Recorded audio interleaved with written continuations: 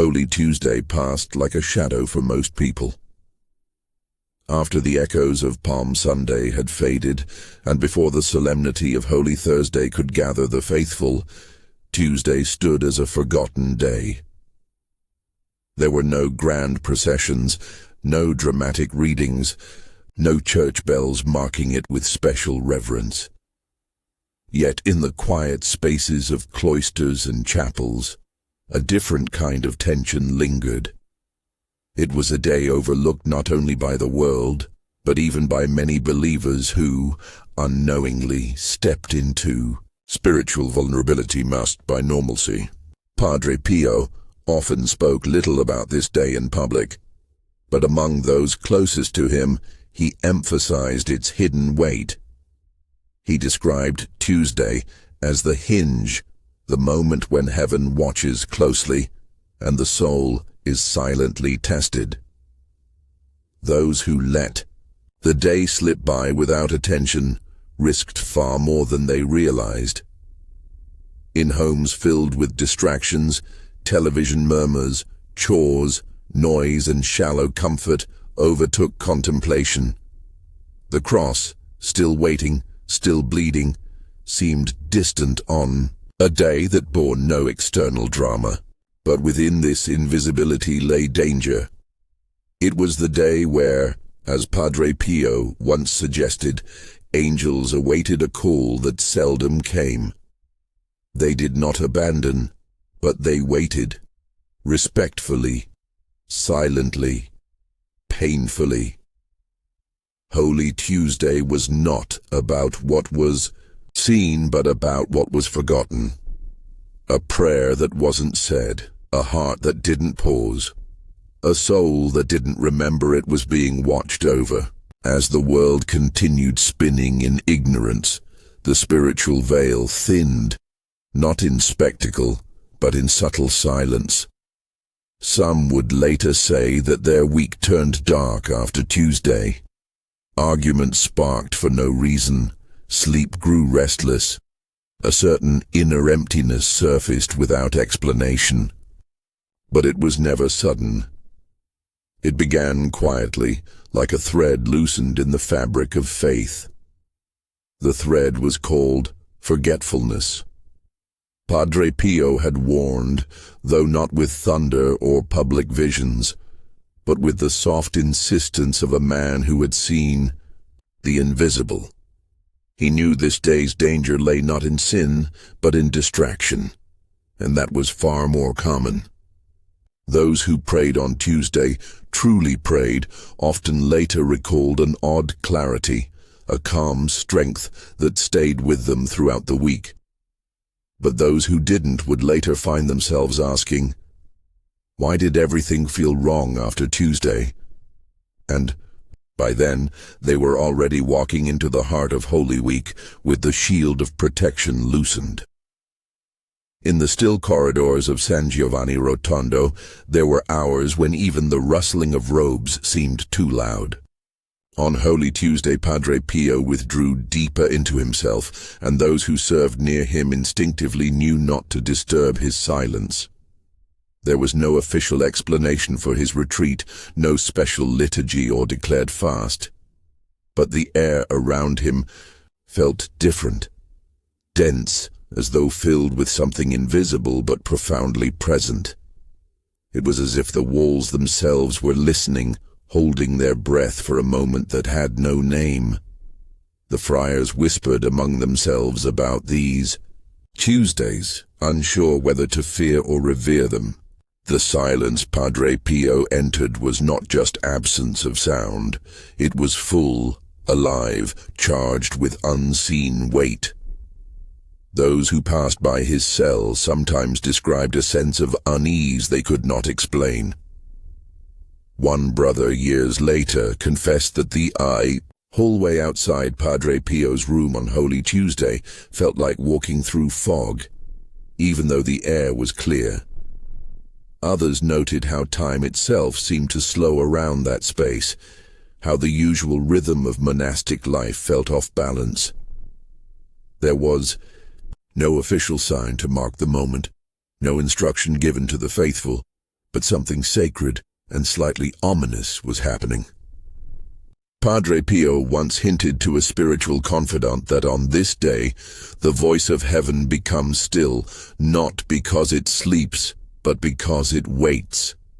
It was a waiting that demanded response, but few responded.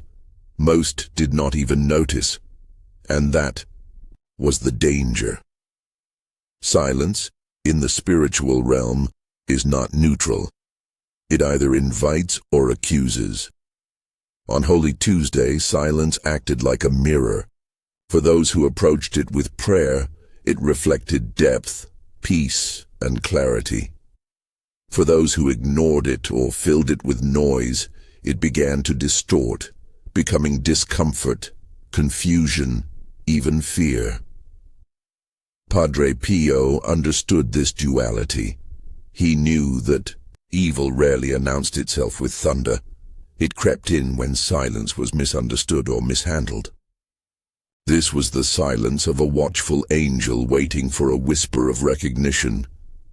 The silence of a soul on the edge of clarity or collapse. And perhaps the most painful silence of all, the one that forms when heaven holds back its grace, not out of punishment, but to see if the heart will still reach upward. Padre Pio did not fill this silence with words or even visible rituals. He simply sat with it, endured it, listened to it, and bled with it. His stigmata, which so many spoke of, in awe, often pulsed more intensely on the days when no one expected them to. On Holy Tuesday, behind closed doors, he did battle in a way only the angels understood. And so the silence of that day stretched like a veil across the church, across homes, across hearts. Most walked through it unaware.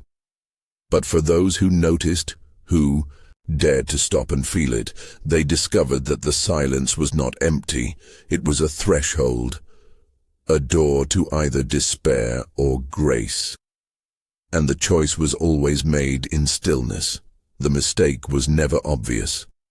It didn't begin with a blasphemy or a scandal. It started with something smaller, something quiet, distraction, postponement, or simple forgetfulness.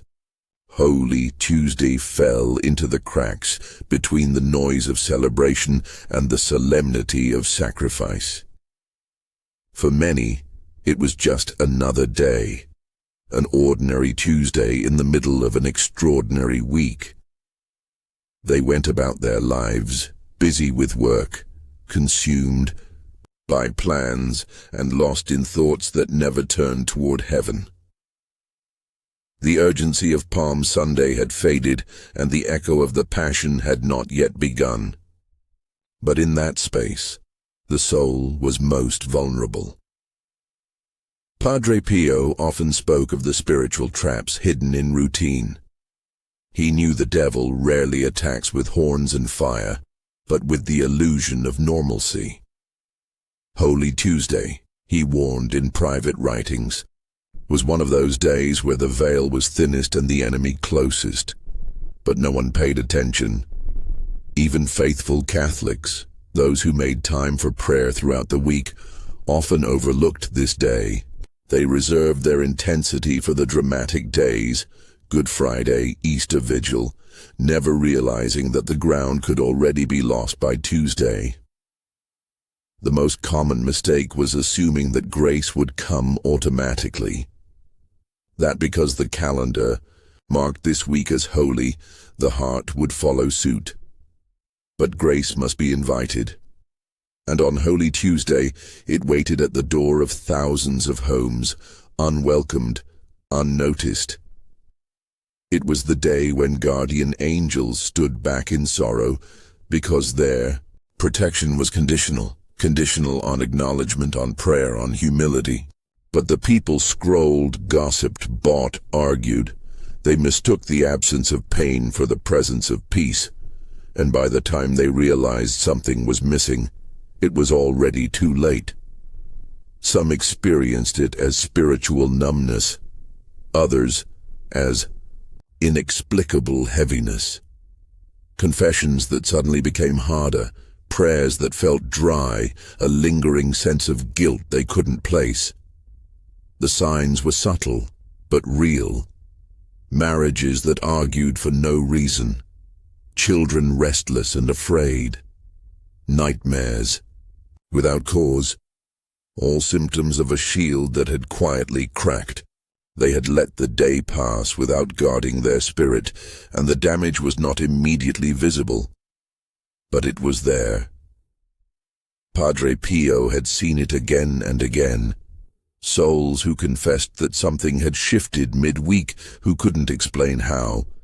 Joy had turned into distance, or why God seemed quiet when they needed him most. And each time he pointed gently to the forgotten day, not with condemnation, but with sorrow. Because the mistake was preventable. One prayer, one act of surrender, one moment of listening could have changed everything. But the silence of Holy Tuesday had not been met with silence in return. It had been filled with noise. And in that noise, grace withdrew. It was not punishment, it was consequence. Heaven waits to be invited, and when it is ignored, it steps back, not in anger but in grief. The mistake so many made was thinking that holy things just happen. That protection was guaranteed, that angels serve automatically. But Padre Pio knew otherwise, and he wept, not for the great sins of the world, but for the small omissions that allowed darkness to enter unnoticed. The mistake was ordinary, but it opened a door that could only be closed with tears. There were 3 things Padre Pio quietly instructed to those who sought his guidance on spiritual protection. 3 simple, almost forgotten actions that, when done with intention, held the presence of a guardian angel close. These were not grand rituals or complex prayers, but daily choices that aligned the heart with heaven.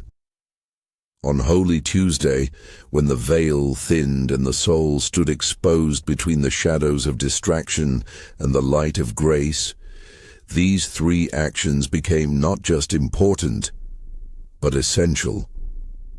The first was reverent silence. Not the silence of boredom or sleep, but the intentional stillness of the heart. Padre Pio taught that angels do not compete with noise. They do not raise their voices to be heard. When the soul quiets itself, turning off the distractions, pausing the endless flow of images and words, it becomes a space where heaven can speak. On Holy Tuesday, this kind of silence wasn't optional. It was the door through which the angel remained. He warned that when the day begins without silence, the spirit becomes porous. By evening, the angel's presence may have already begun to retreat. But when one carves even a few minutes for silent contemplation, especially in the morning, it acts as a spiritual anchor. The angel recognizes the space as sacred and stays. The second action was the intentional invocation of the angel's presence. Padre Pio insisted that guardian angels are not passive observers. They are waiting to be asked, waiting to be invited.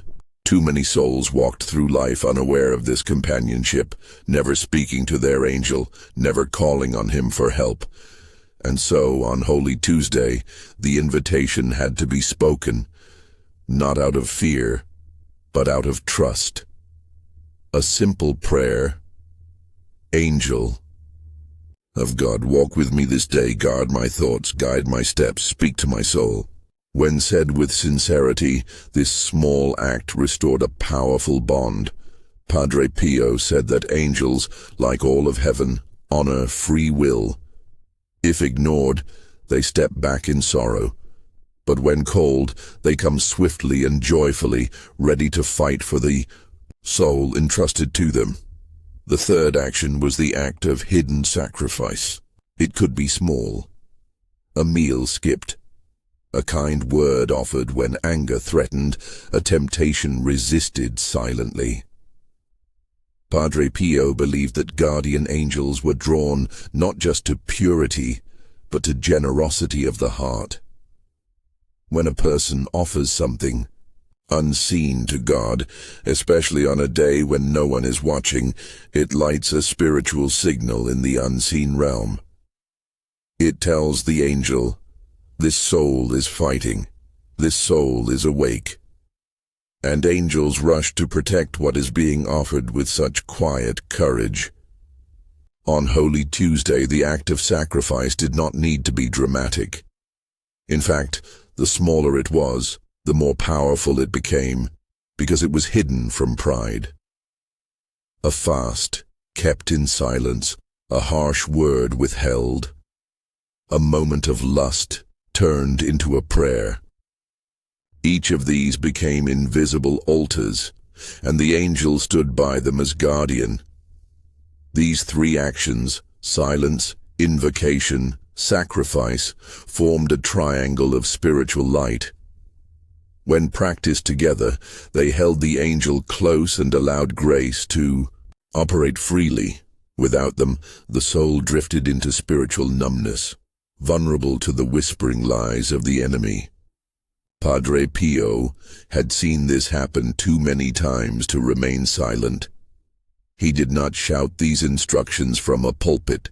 He whispered them in confessionals, scribbled them in letters, and lived them in his own daily routine. For him, the presence of the guardian angel was not symbolic. It was real, tangible, necessary, and on Holy Tuesday, when the world was not watching, and even the faithful forgot to pray, he knew it was the day when the angel was most at risk of being forgotten, not lost, never lost, but distanced. And that distance was enough to allow darkness a foothold. But with three quiet choices, the soul could stand firm, the angel could remain, and the battle, silent as it was, could be won. It was easy to forget how close heaven really was. The sky stretched above, the sacraments were offered, prayers whispered. But most souls walked through their days unaware that they were being watched, guarded, pursued by something sacred. On Holy Tuesday, this truth pressed closer than usual. It was not a feast day. It was not marked by pageantry or processions. But in the silence between the thunder of Palm Sunday and the sorrow of Good Friday, heaven leaned in. And yet, most did not notice. Padre Pio often said that heaven does not scream. It waits. The angels were never sent to overpower the will of man, only to accompany it, to guide it gently like a hand on the back in darkness. On days like Holy Tuesday, when spiritual battles intensified in unseen ways, this nearness became almost physical.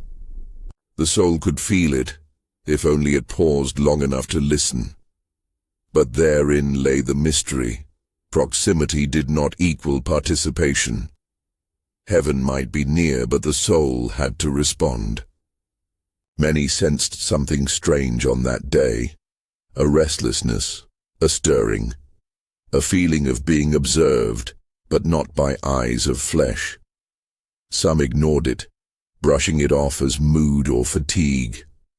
Others drowned it in noise or activity, afraid to face the silent, weight pressing against their heart. But a few, the ones who had been warned or the ones who remembered, chose to respond.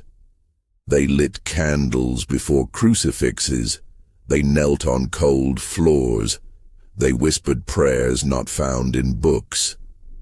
And in those homes, something changed. The air felt thinner, as if eternity was pressing through the cracks of time. These souls had answered, and heaven stayed. But for those who remained indifferent, who let the day pass without reverence or reflection, something subtle began to shift. It was not dramatic. No lightning bolt, no loud loss, but a quiet dimming of spiritual clarity. The guardian angel stepped back, just slightly. The connection frayed. Protection did not vanish, but it weakened. The soul remained defended, but not strengthened. Loved, but not ignited. The absence of response was like the closing of a door with no sound, and the silence grew. Padre Pio understood this deeply. In his final years, he would often grow quiet on Tuesdays of Holy Week, retreating even further into prayer. Those closest to him noticed his trembling during Mass, the way his eyes searched the shadows of the church, as if someone unseen had entered. He knew the veil was lifting. He knew that heaven was near, and that so few were ready to receive it. He spoke less and prayed more, not because he had nothing to say, but because he realized that heaven had already spoken, and the world was still asleep. He once wrote that heaven's nearness was like a whisper in a storm, the wind of distraction, the rain of daily burdens, the thunder of temptation.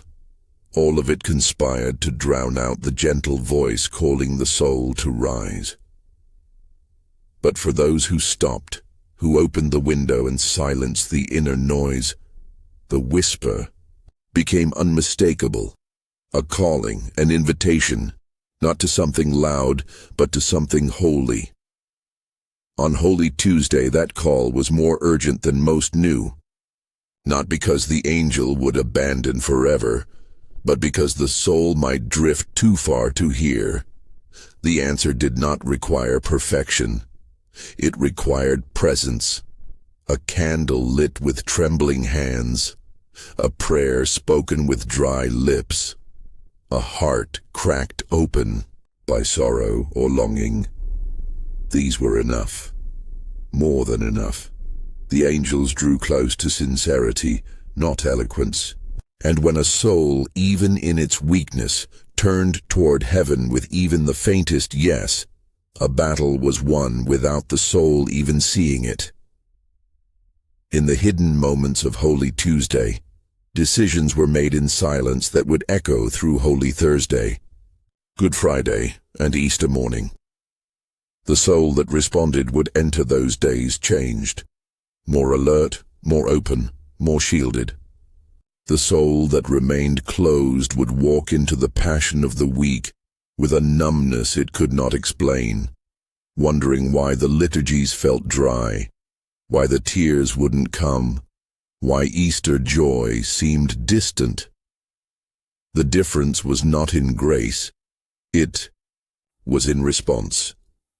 Grace always came, but it could not be forced. And on Holy Tuesday, heaven stood at the threshold not with wrath but with waiting. The angel was still there. The veil was still thin. The invitation had not been revoked, but the soul had to answer. Not with fireworks, with faith. A simple yes, spoken in silence beneath the weight of the invisible. That yes would change everything.